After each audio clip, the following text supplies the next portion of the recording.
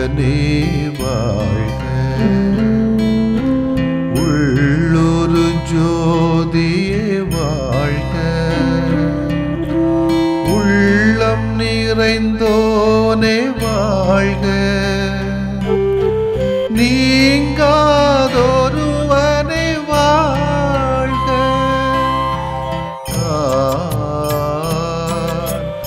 ஒளி பொருந்திய அழியாத ஆன்மா.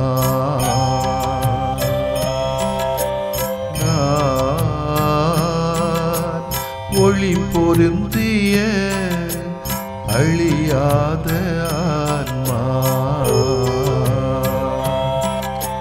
நீ என்னில் நான் உன்னில் ஈஸ்வரா. நீ என்னில் நான் உன்னில் ஈஸ்வரா.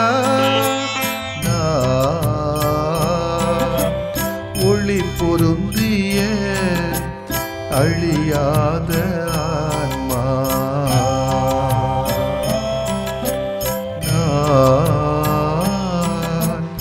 ஒளி பொருந்திய அழியாத ஆன்மா.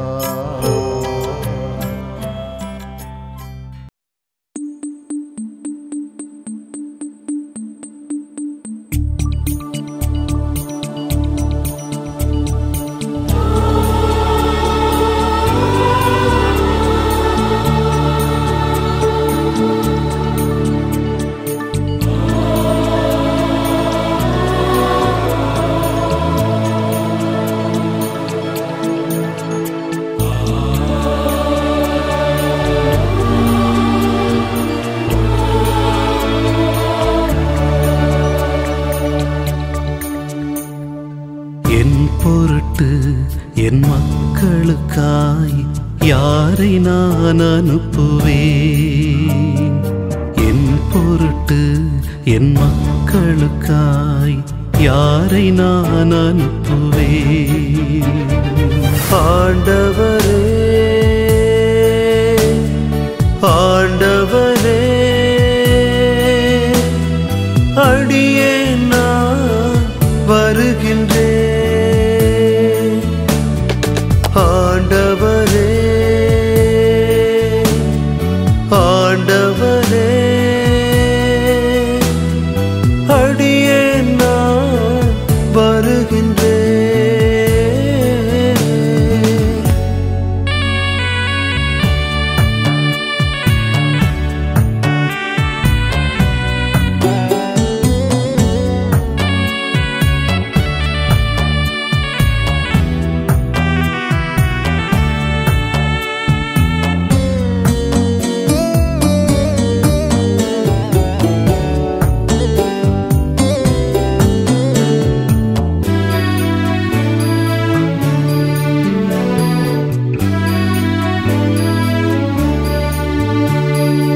எனக்கென உன்னை நான் தேர்ந்து கொண்டேன், என் பணியாற்றவே. என் பரிசாய் என் பாசம் தந்தேன், என்றும் நான் உன்னோடு. ஆண்டவரே, ஆண்டவரே, அடியே என்னை அனுப்பி வையும்.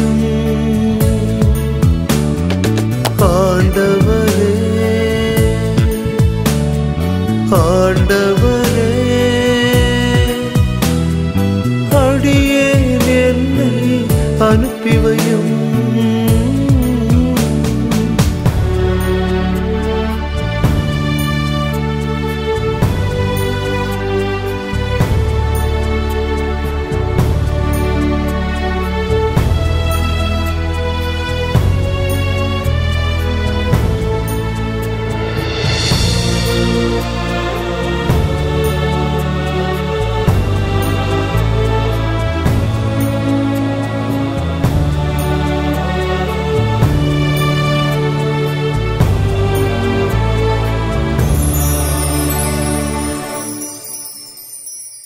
இனம் மொழி நாடு என அனைத்தும் இருந்திடும் புது புதிராய் என பலவும் பூமியிலே புரிந்திடும் அருள் பலம் நான் தருவேன். ஆண்டவரே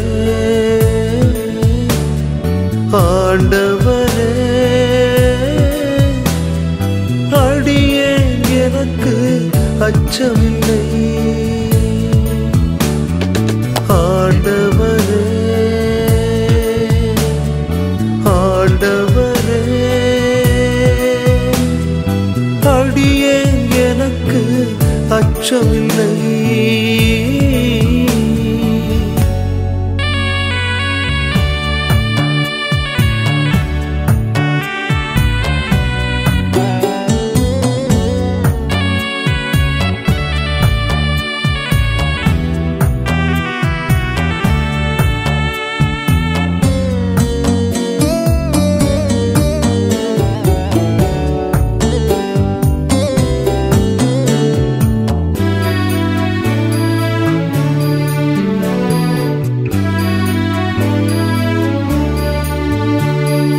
என் மனநிலை நின்று உழைக்கையிலே எதிர்ப்புகள் எழுந்து நிற்கும். துணிவுடன் எதிர்கொள் என் பெயரால் துணையாய் நான் இருப்பேன். ஆண்டவரே ஆண்டவரே அடியேன் என்றும் உமை தொடர்வே. ஆண்டவரே ஆண்டவரே அடியேன் என்றும் உமை தொடர்வே. என் பொருட்டு என் மக்களுக்காய் யாரை நான் அனுப்புவேன். உம் பொருட்டு உம் மக்களுக்காய் என்னை அனுப்பி வையும். என் பொருட்டு என் மக்களுக்காய் யாரை நான் அனுப்புவேன். உம் பொருட்டு உம் மக்களுக்காய் என்னை அனுப்பி வையும்.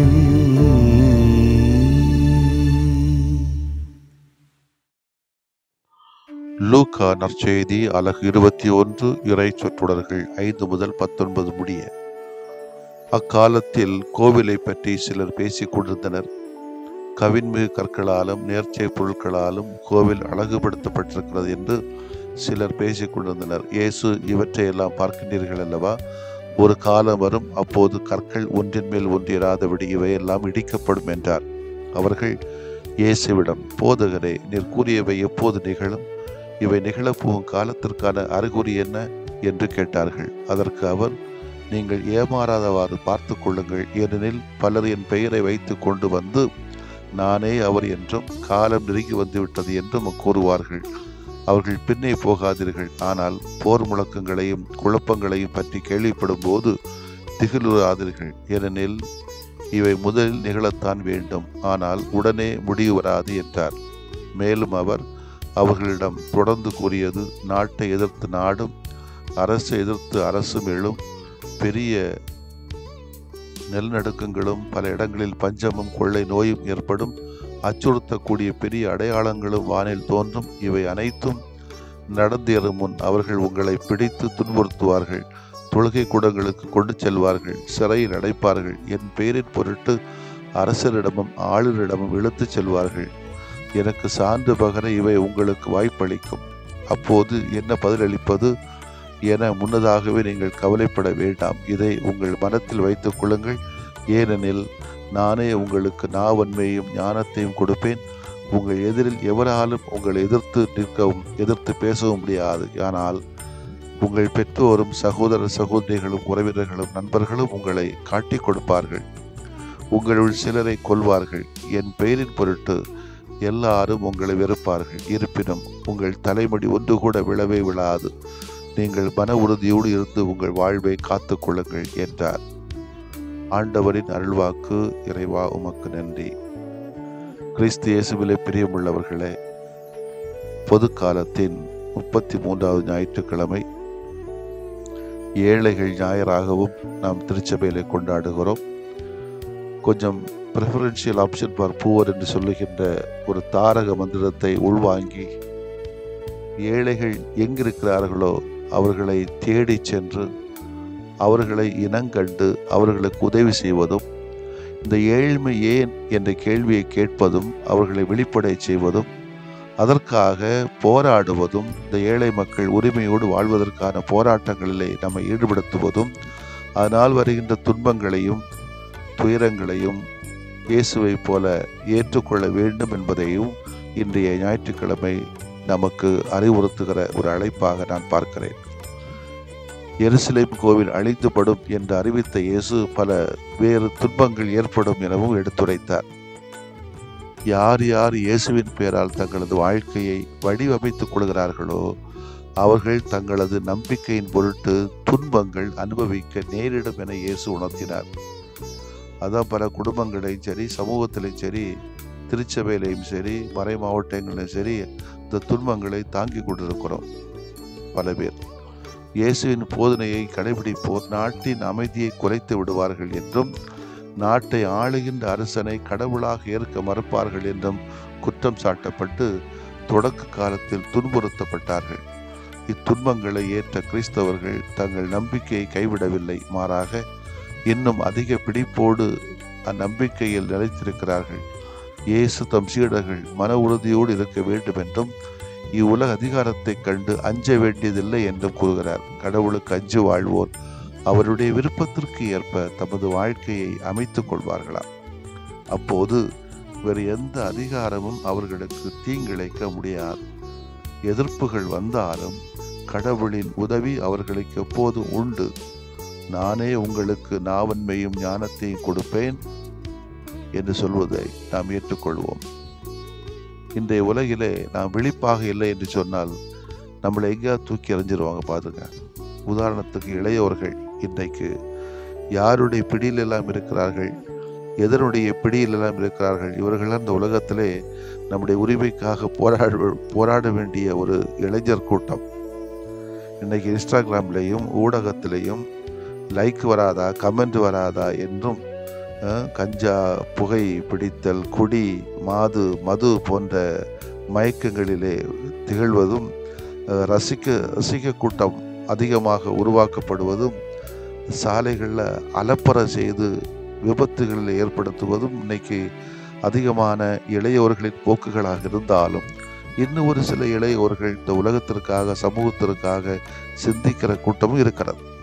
அவர்களை நான் பாராட்டுகிற சமயத்தில் இது போன்ற இளைஞர்களாக இவர்கள் உருவாக்கப்பட வேண்டும் என்பதற்காக நாமும் பல முயற்சிகளை சமூகத்தில் எடுக்க வேண்டியிருக்கிறது. அன்புக்கினவர்களே, இந்நாட்களிலே முழு மனித வாழ்க்கை வாழ்வதிலே பல போராட்டங்களை நாம் சந்தித்து வருகிறோம். மனித நேயத்தோடு வாழ்ந்தால் பல இழப்புகள், நற்செய்தி விளிம்பியங்களை முதன்மைப்படுத்தி வாழ்ந்தால் ஏராளம் தொல்லைகள் என் குடும்பத்திலேருந்தே வரும், நட்பிலேருந்தே வரும், சமூகத்திலேருந்தே வரும், கூட வாழுகிற அருள் பணி நிலையிலிருந்தே வருகிறது. இதை கண்டு ஒளிஞ்சு ஓடணும்னா நம்ம மனுஷனும் கிடையாது, நம்ம இயேசுனுடைய சீடர்களாக இருக்கவும் முடியாது. ஒதுங்கி வாழவும் முடியாது. ஒதுங்கி வாழ்ந்தாலும் வாழவும் முடியாது. பின்வாங்கவும் முடியாது, பின்வாங்கவும் கூடாது. இத்தகைய சூழல்களில் இன்றைய இறைவாக்கு ஆறுதலாக இருக்கிறது. என் பெயரின் பொருட்டு எல்லாரும் உங்களை வெறுப்பார்கள், இருப்பினும் உங்களது தலைமுடி ஒன்று கூட விழவே விழாது. அன்புக்குரியவர்களே, இறைவனை நம்பி வாழ்கிற மனிதனுக்கு துன்பங்கள், இழப்புகள் உறுதி அதிகம், அவமானங்கள் ஏராளம். நான் யாரை நம்பியிருக்கிறேன் என்று எனக்கு தெரியும் என்று பவுலடியார் தன் வாழ்வில் அடுக்கடுக்காக துன்பங்களை அனுபவித்த போது அவர் துவண்டு போகலையே. கிறிஸ்துவுக்காக, இயேசுவின் மதிப்பீடுகளுக்காக வாழ்வதால் நம் பொருட்களுக்கு சேதம் உண்டாக்கலாம், பெயரை தூற்றலாம், நாற்றலாம், உறவுகள் நம்மை புறக்கணிக்கலாம், புறந்தள்ளலாம், சலுகைகளை இழக்கலாம், பதவி இல்லாமல் போகலாம், காவல் நிலையமும் நீதிமன்றமும் இழுக்கப்படலாம், குடும்பமே காட்டி கொடுக்கலாம். அஞ்ச வேண்டாம், கலங்க வேண்டாம், பயப்பட வேண்டாம். உங்களை வெல்ல எவராலும் இயலாது. நமக்கு தேவையானது விழிப்பு நிலையும் மன உறுதியும் கடவுள் நம்பிக்கையும் மட்டுமே. அவர் நமது வாழ்வை காத்துக்கொள்ள துணிந்து விழிப்போடு செயல்படுவோம். ஏழைகளை மையப்படுத்தி நமது வாழ்வை நாம் பக்குவப்படுத்திக் கொள்வோம். ஆமென். மன்றாடுவோமாக. இறைவா, மன உறுதியோடு நாங்கள் இயேசுவை பின்தொடர எங்களுக்கு தேவையான தெளிவையும் துணிச்சலையும் தாரும். ஆமென். நீங்கள் அழுவீர்கள், புலம்புவீர்கள், அப்பொழுது உலகம் மகிழும். நீங்கள் துயருறுவீர்கள், ஆனால் உங்கள் துயரம் மகிழ்ச்சியாக மாறும்.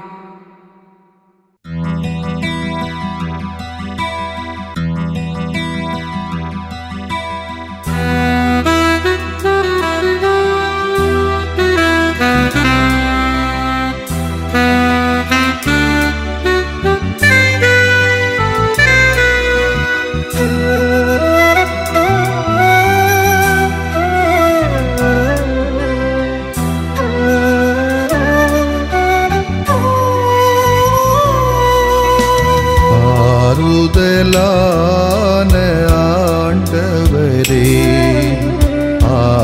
ஆதரவென்றும் எனக்கு நீரே. ஆறுதலான ஆண்டவரே, ஆதரவென்றும் எனக்கு நீரே.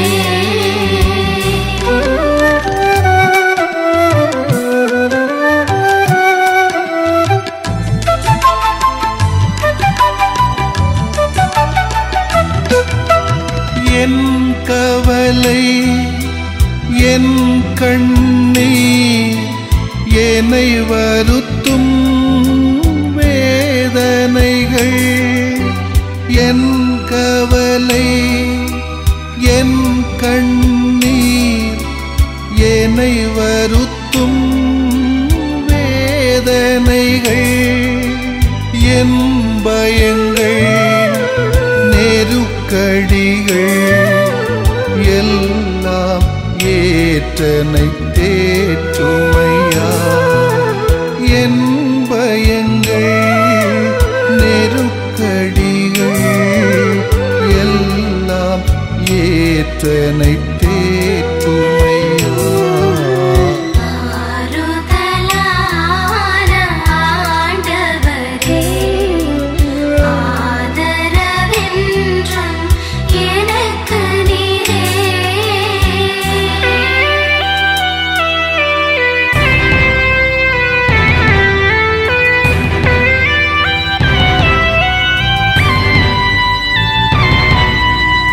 என் இழப்பு, என் பிரிவு, என்னை வாட்டும் சோதனைகள்.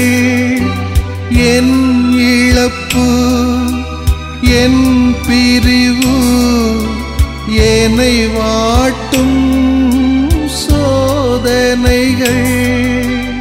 என் பாவங்கள், மனப்பாரங்கள் எல்லாம் சுமந்தனை தாங்குமையா.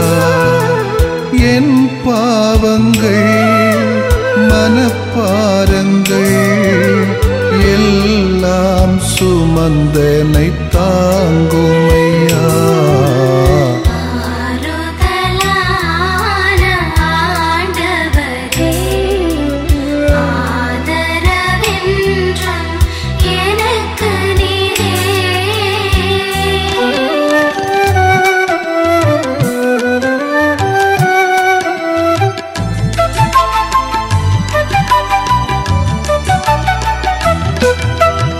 என் குடும்பம், என் பணிகள், என்னை அழுத்தும் பல சுமைகள். என் குடும்பம், என் பணிகள், என்னை அழுத்தும் பல சுமைகள். என் நோய்கள், கடன் துயர்கள் எல்லாம் பார்த்தென்னை நடத்துமையா. என் நோய்கள், கடன் துயர்கள் எல்லாம் பார்த்தென்னை நடத்துமையா. ஆறுதலான ஆண்டவரே, ஆதரவென்றும் எனக்கு நீரே.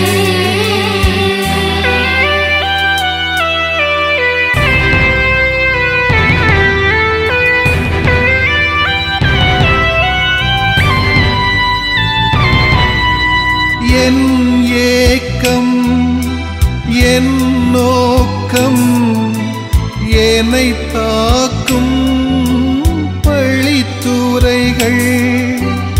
என் ஏக்கம் என் நோக்கம் என்னை தாக்கும் பழித்துரைகள்.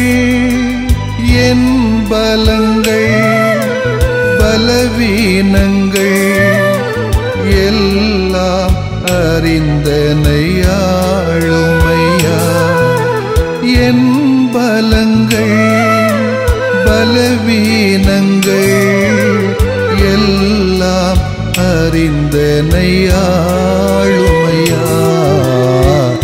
ஆறுதலான ஆண்டவரே, ஆதரவென்றும் எனக்கு நீரே. ஆறுதலான ஆண்டவரே, ஆதரவென்றும் எனக்கு நீரே.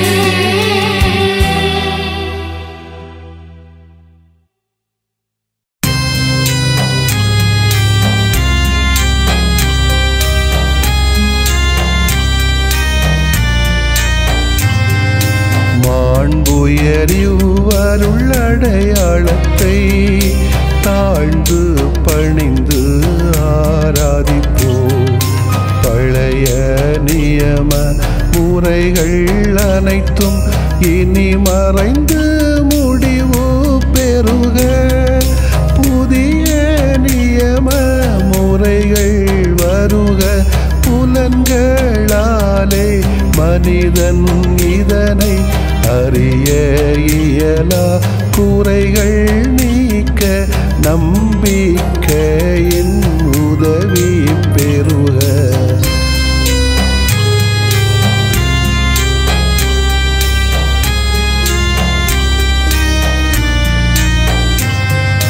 தந்தை அவர்க்கும் மகன் அவர்க்கும் புகழ்ச்சியோடு வெற்றியாக்கும். மீட்பின் பெருமை மாட்சிமையோடு வலிமை வாழ்த்து யாவுமாக. இருவரிடமாய் வருகின்றவராம் தூய ஆவியானவர்க்கும் அளவில்லாத சமப்புகழ்ச்சி என்றுமே உண்டாகுக. ஆமென்.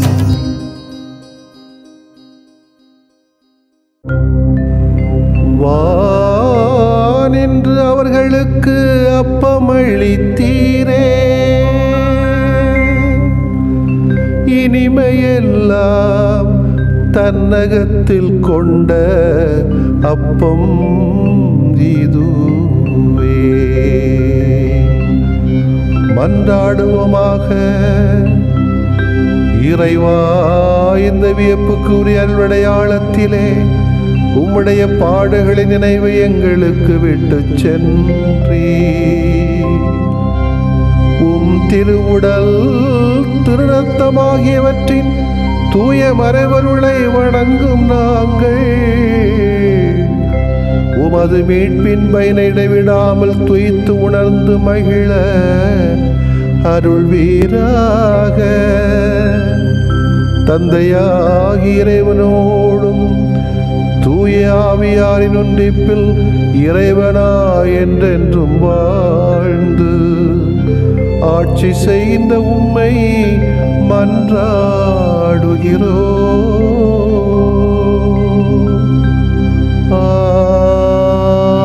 ஆமென்.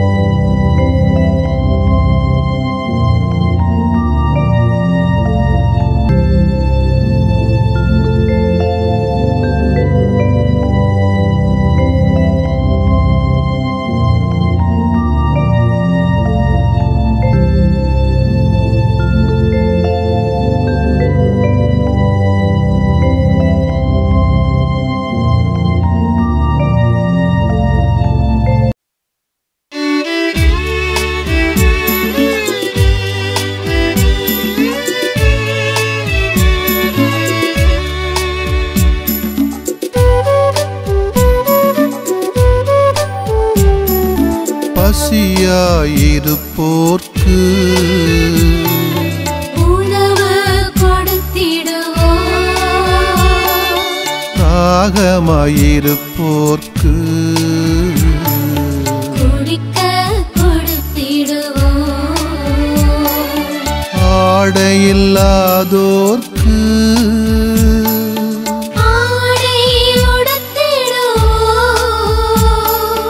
அகதிகளானோர்க்கு புகலிடமாயிடுவோம். சிறையில் தவிப்போரை சந்திக்க சென்றிடுவோம்.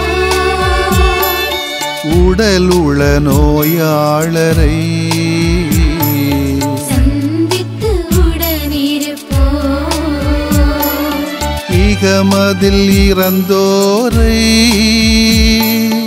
அடக்கம் செய்திடுவோம்.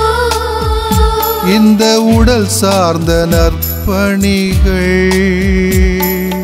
இரக்கத்தின் நிறையா.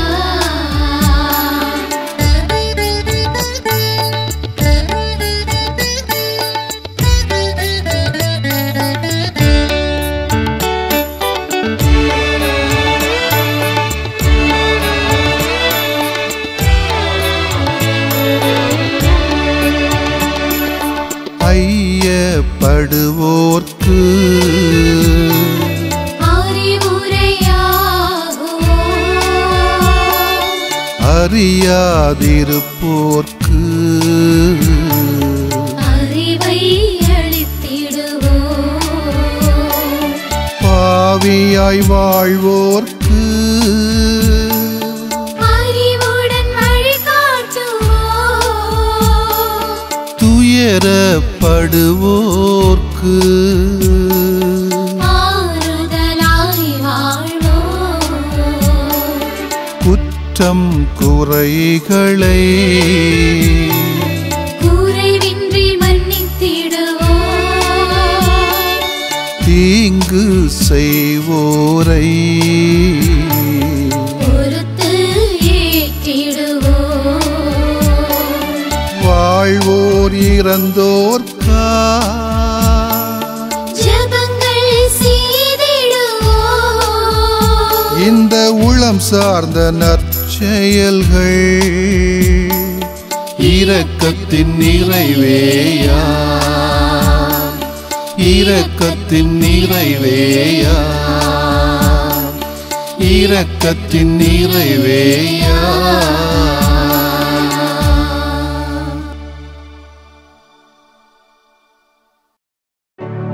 நிலையான புகழுக்குரிய தூய இறை நன்மைக்கு எல்லா காலமும் தொழுகையும் புகழும்